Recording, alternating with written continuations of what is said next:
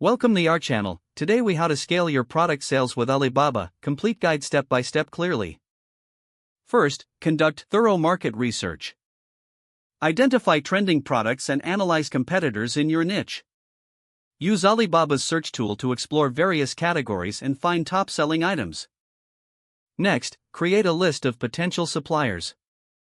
Look for verified suppliers with good ratings and customer feedback. Reach out to multiple suppliers for quotes and product specs. Evaluate each supplier's communication and responsiveness.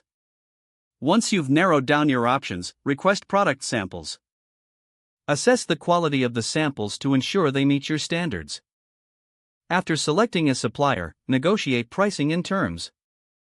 Discuss order quantities, payment methods, and shipping options. When agreements are in place, place your first bulk order. Consider using Alibaba's trade assurance for added protection. Now shift your focus to branding. Create a strong brand identity that resonates with your target audience. Develop professional packaging and promotional materials. Next, set up your online store. Choose an e-commerce platform that aligns with your business needs. Optimize your product listings with high-quality images and detailed descriptions. Implement SEO strategies to improve visibility on search engines. Utilize social media for marketing your products.